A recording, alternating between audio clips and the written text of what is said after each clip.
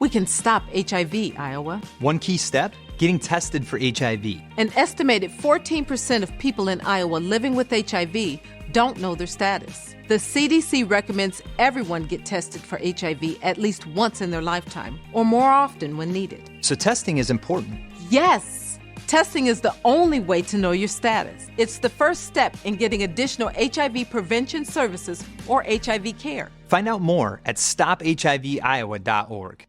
This is SpaceTime, Series 25, Episode 51, for broadcast on the 29th of April, 2022. Coming up on SpaceTime, solar storms trigger radio blackouts in Australia, linking the large cosmic web-like structure of the universe with stellar formation, and why Jupiter's moon Io has such splendid dunes. All that and more coming up on SpaceTime. Welcome to SpaceTime with Stuart Gary.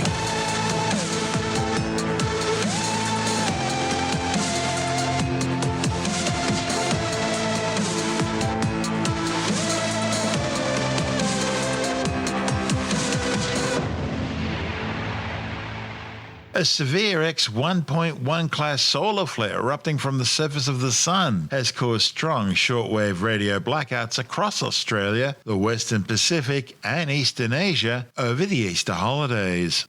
Solar flares are powerful bursts of energy caused by the snapping of magnetic field lines emanating from pairs of sunspots on the solar surface. These solar flares were generated by a pair of sunspot groups, AR2993 and AR2994, which have been active for about a week before appearing over the eastern solar limb and then exploding directly towards the Earth. Imagery from NASA's Solar Dynamics Observatory spacecraft showed the large sunspot group rotating into firing range of the Earth. Scientists classify solar flares as either C, M or X class, depending on their brightness in X-ray wavelengths, and these were among the most powerful. The solar flare activity had already triggered a coronal mass ejection on the far side of the Sun, blowing a huge bubble of magnetic field and solar material into space over several hours. These latest solar storm events were among the most powerful so far since the start of the Sun's current 11-year solar cycle. The solar cycle will continue to escalate as the Sun moves towards solar max, the climax of the cycle when the Sun's magnetic poles will flip and change polarity. These space weather events can cause significant geomagnetic storm activity on Earth, including not just radio interference, but also navigation problems and power blackouts. In fact, it was a solar storm in 1989 which blacked out a significant portion of Quebec and also affected large areas of the northeast of the United States. Solar storms also affect spacecraft, shorting out electronics and expanding the Earth's atmosphere, causing increased drag and orbital decay, which means spacecraft need to use more fuel in order to maintain the correct orbital altitude. Using more fuel decreases a satellite's life. And the radiation produced by these solar storms is also harmful to astronauts in space and even people in high-altitude aircraft. On the other hand, solar storms do produce spectacular auroral activity, giving us the northern and southern lights, the aurora borealis and aurora australis, among the most spectacular of all celestial displays. This is SpaceTime. Still to come, linking the large-scale cosmic web-like structure of the universe with stellar formation, and why Jupiter's moon Io has such splendid dunes. All that and more still to come on SpaceTime.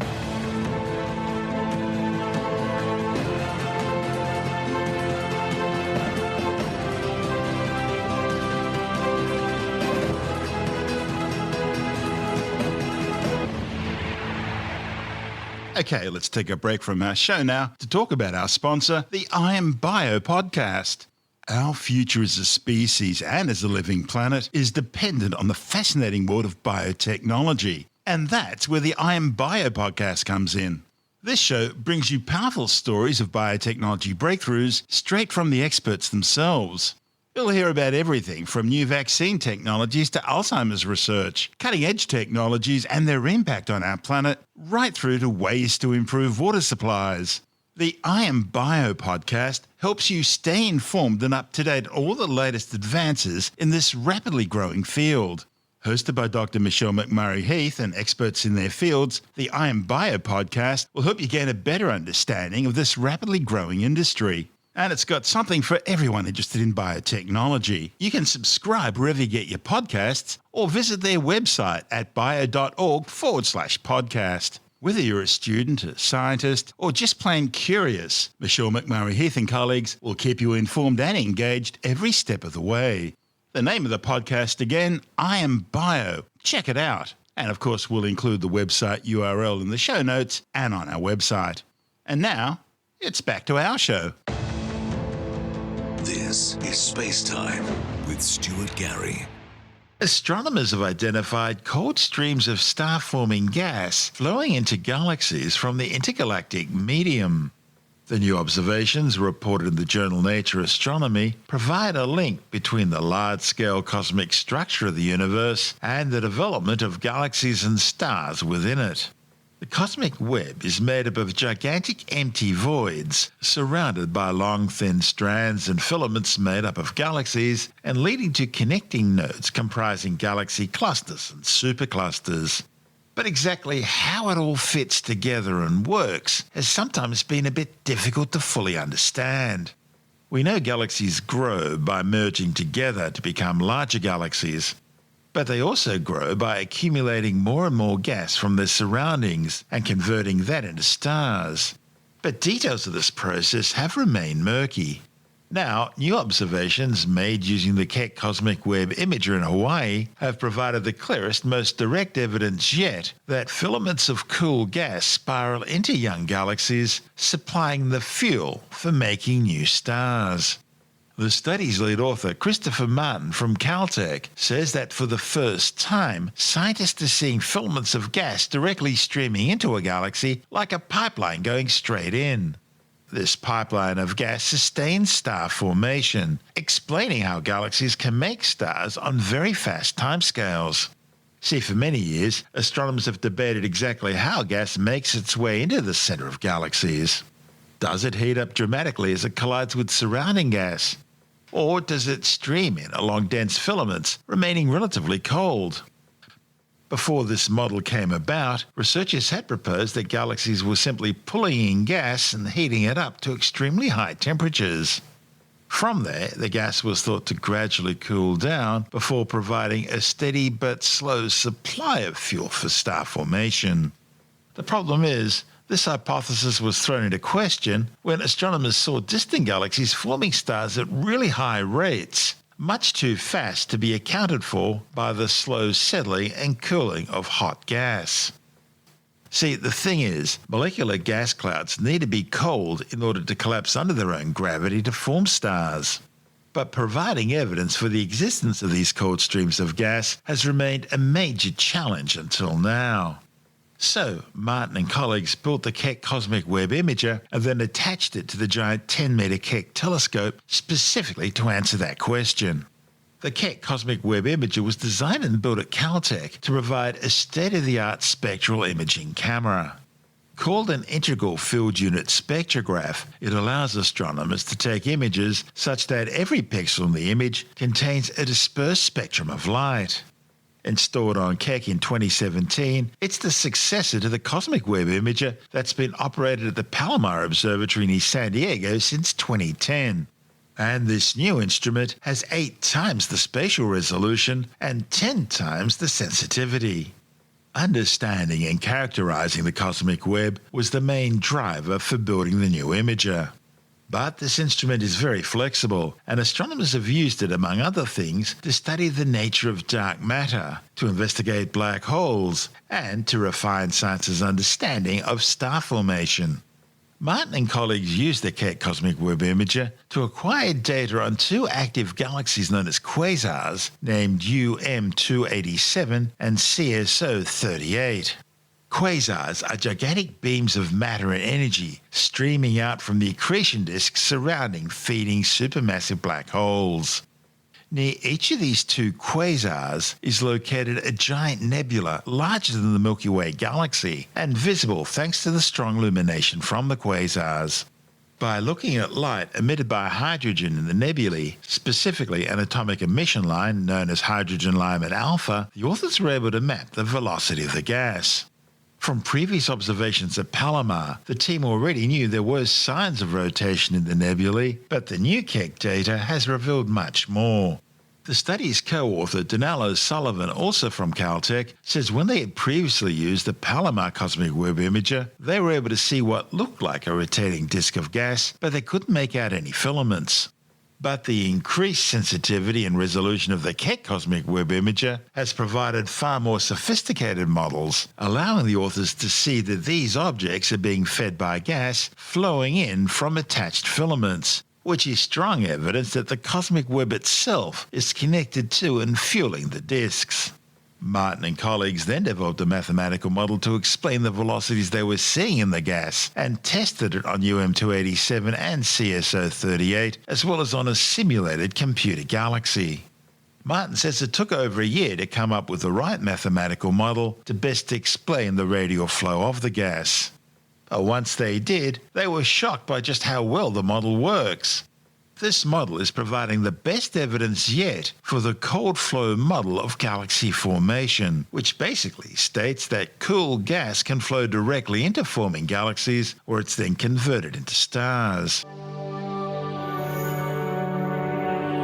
My name is Donald O'Sullivan. I'm a graduate student at Caltech working with Chris Martin on the Keck Cosmic Web Imager and Palomar Cosmic Web Imager. When you look at the sky, you see billions and billions of galaxies. And I think a very natural question to ask is, how did they get there? Why do they have the kind of shapes and sizes and colors that they do? And in order to be able to answer that question, you need to understand the environment they came from and the environment that they're growing with. And that is the cosmic web. The cosmic web is the gas between galaxies, the intergalactic medium. And we nickname it the cosmic web because it's spread out in what looks kind of like a spider web filamentary structure. What we are trying to do is make maps of the cosmic web. With Palomar, we looked at this gas, you see what looks like a disk, and you see that it's rotating, but our resolution was not great. Just enough to be able to say, we think that this is a giant disk of gas, 10 times the size of the Milky Way, and we think it's rotating. With KCWI, because of the increased sensitivity and the increased resolution, we were able to provide very strong evidence that we are directly observing filaments of gas connecting to this disk from the cosmic web, and look at how they changed its velocities and how they changed its morphology. And this has been predicted in theory and simulations, but never yet observed. Working on instrumentation at Caltech, it's incredible because you're building new ways of looking at the universe, which maybe weren't accessible before. This room is the synchrotron lab at Caltech, where we assembled and tested the Keck Cosmic Web Imager here. It's a cool room to be in, especially for instrumentation. The 5-meter mirror for the Hale telescope at Palomar was polished here. And yeah, I did some work in this room. I built a small part of Keck Cosmic Web Imager working with Chris Martin. You really get trusted with serious responsibilities to build important things. We want to achieve two things with the Cosmic Web Imager. We want to be able to look at spectroscopy, meaning the color of the light. We also want to get a full 2D image. Hydrogen emits at very specific colors. Helium emits at very specific colors. So the way we identify gas is by atomic emission. So you get an image where at every pixel, you also get a spectrum of light. In every pixel you say, is there hydrogen here? And you can make a map of that gas. One thing I'm really looking forward to with the Keck Cosmic Web Imager is that we're going to be able to collect a large sample of observations like this. Where one or two case studies is nice, what's really great is to be able to look at, tens or hundreds of objects and build up a big picture of how these processes work in the early universe and how galaxies form and evolve in a more statistical sense. That was the study's co-author, Donald O'Sullivan from Caltech. This is SpaceTime. Still to come, why Jupiter's moon Io has such splendid dunes, and later in the science report, more grim warnings that bees are at risk of decline due to climate change. All that and more still to come on SpaceTime.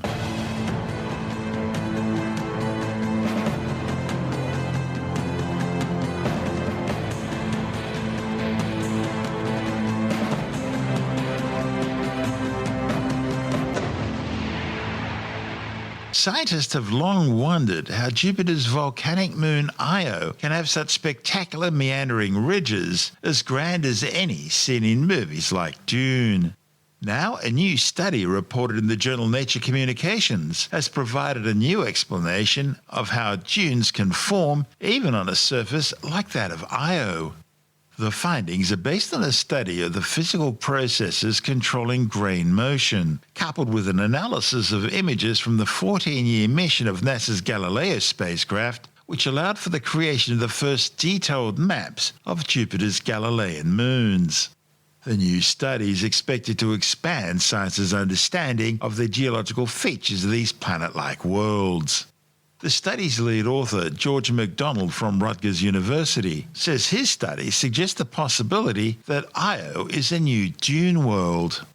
He's proposed and quantifiably tested a mechanism by which sand grains can move and in turn form dunes on Io. Now, current scientific understanding dictates that dunes, by their very nature, are hills or ridges of sand which are piled up by the wind. And scientists in previous studies of Io, while describing its surface as containing some dune-like features, conclude that the ridges couldn't be dunes, since the sort of forces generated by winds on Io would be really weak due to the moon's low-density atmosphere. MacDonald says his work explains how environments in which dunes are formed are considerably more varied than the classical endless desert landscapes on parts of Earth, or for that matter on the fictional planet Arrakis in the movie Dune. The Galileo mission, which lasted from 1989 to 2003, logged so many scientific firsts, scientists are still to this day deciphering and studying the data it collected. One of the major insights gleaned from the data was the high extent of volcanic activity on Io, so much that its volcanoes repeatedly and rapidly resurface the entire world. Io's surface is a mix of black solidified lava flows and sand, flowing effusive lava streams, and snows of sulfur dioxide. MacDonald used mathematical equations to simulate the forces on a single grain of basalt or frost and then calculate its path. When lava flows into sulfur dioxide beneath the moon's surface, its venting is dense and fast-moving enough to move grains on Io and possibly enable the formation of large-scale features like dunes. Once MacDonald devised a mechanism by which the dunes could form, he then looked for photos of Io's surface taken by Galileo for more proof. He says the spacing of the crest and the height-to-width ratios he observed were consistent with trends for dunes seen on Earth as well as those found on other planets. This is SpaceTime.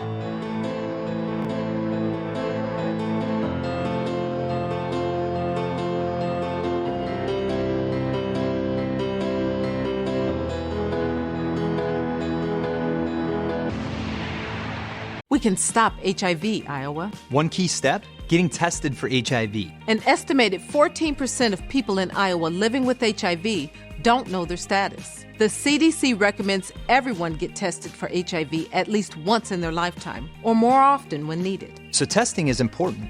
Yes! Testing is the only way to know your status. It's the first step in getting additional HIV prevention services or HIV care. Find out more at stophiviowa.org. And time now to take another brief look at some of the other stories making news in science this week with a science report.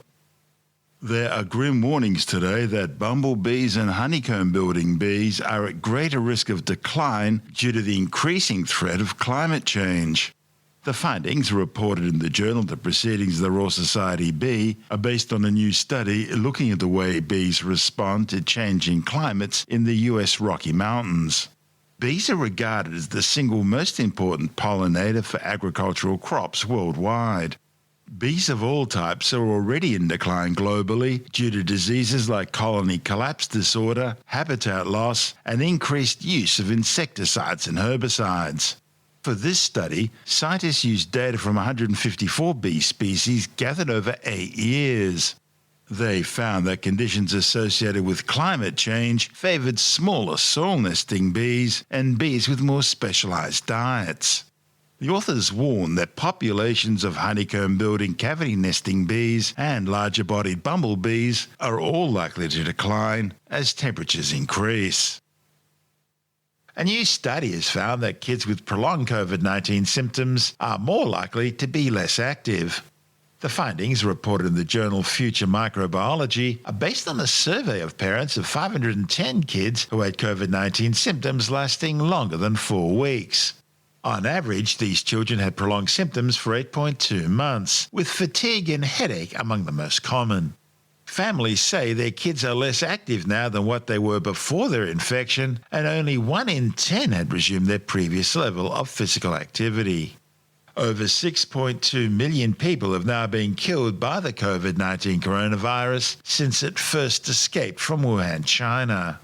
But the World Health Organization warns the true death toll could be at least double that amount, with over 500 million people globally now confirmed infected. Meanwhile, a study reported in the Lancet Medical Journal claims the most accurate modelling so far suggests that more than 18.2 million people have been killed by the virus since it first appeared in the area around the Wuhan Institute of Virology back in September 2019. A new study shows that 52% of the world's population are affected by headache disorders every year, with 14% reporting migraines. The findings, reported in the Journal of Headache and Pain, are based on a review of 357 studies investigating headache disorders published up to 2020. The authors estimate that 15.8% of the world's population have a headache on any given day, and almost half of those individuals are reporting a migraine. According to the researchers, all types of headaches are more common in females than males, especially migraines, with 17% of females experiencing a migraine compared to 8.6% for males. The latest pseudoscientific fad to be looking for a foothold among the less critical thinkers out there is something its promoters are calling the love frequency. Yes, that's right. By simply hitting the right note, 528 Hz, even the most hideous among us will find true love. Apparently, the CIA even tested the love vibrations to see if it could be used to turn terrorists into flower children. Tim Mendham from Australian Skeptics says it didn't work, but that hasn't stopped some people pushing it. The love frequency is one of a number of supposed solfeggio frequencies, which is a misuse of a term that's in music. Solfeggio is really just basically getting the do re mi right, and therefore sound of music is a solfeggio case. But this is listing a number of particular frequencies which have supposedly a number of particular effects. And the love frequency is 528 hertz, which is responsible for transformation and miracles, including repairing DNA. Hertz? Thank you very much. I'll let you all those Nazareth fans out there. Yeah, no, you can use that one, but I wouldn't. 528 hertz is for transformation and miracles, including DNA repair, but it's also about spreading love. Now, there's a 396 hertz, which is about liberating guilt and fear. There's a 417 hertz, which is about undoing situations and facilitating change. You skip the love frequency, you go to 639, you've got connecting and relationships, and 741 hertz, expressions and solutions, and 852, returning to spiritual order. Basically, the idea is these particular frequencies have a particular effect. The interesting thing about these is that the love frequency, which is supposed to sort of make everyone feel good and gooey, etc., was supposedly used in a military exercise to actually make the enemy feel good and gooey. Then you can shoot them more easily. Not a lot of love, you know. But the other really interesting thing about the frequencies, in a way, they're trying to find relationships from a numerological point of view to actually express this sort of scientific thing. The people who started it, though, were actually looking at biblical references and trying to find significance, numerological significance in those. So it's got nothing to do, really, with actual physical electromagnetic radiation or something like that, or, hertz rates. It's more to do with proving a biblical phenomenon to try and find something that makes numerological sense. And it's junk. It is so unfounded that, you're trying to find sort of vestiges of ancient or sacred powers and things, and in what is called pareidolia numerological calculations, which in other words, pareidolia is sort of seeing things that aren't there, but it looks like seeing faces in the clouds and that sort of stuff. So it's just trying to find significance in numbers and trying to find relationships between them, and therefore taking that one step further and finding sort of that this has a particular effect. The 528 hertz love frequency is just absolute junk. It makes no sense whatsoever in the real world. That's Tim Mendham from Australian Skeptics.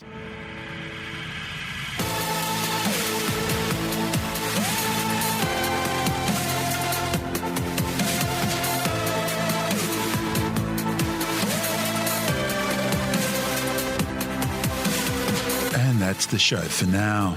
SpaceTime is available every Monday, Wednesday and Friday through Apple Podcasts, iTunes, Stitcher, Google Podcast, Pocket Casts, Spotify, Acast, Amazon Music, Bytes.com, SoundCloud, YouTube, your favorite podcast download provider, and from spacetimewithstuartgary.com. SpaceTime's also broadcast through the National Science Foundation on Science Zone Radio and on both iHeartRadio and TuneIn Radio. And you can help to support our show by visiting the SpaceTime store for a range of promotional merchandising goodies, or by becoming a SpaceTime patron, which gives you access to triple-episode commercial-free versions of the show, as well as lots of bonus audio content which doesn't go to air, access to our exclusive Facebook group, and other rewards. Just go to spacetimewithstuartgary.com for full details. And if you want more SpaceTime, please check out our blog, where you'll find all the stuff we couldn't fit in the show, as well as heaps of images, news stories, loads of videos, and things on the web I find interesting or amusing. Just go to spacetimewithstuartgary.tumblr.com. That's all one word, and that's Tumblr without the E. You can also follow us through @StuartGary on Twitter, @SpaceTimeWithStuartGary on Instagram, through our SpaceTime YouTube channel, and on Facebook, just go to facebook.com/SpaceTime with Stuart Gary. And SpaceTime is brought to you in collaboration with Australian Sky and Telescope magazine, your window on the universe. You've been listening to SpaceTime with Stuart Gary. This has been another quality podcast production from Bytes.com.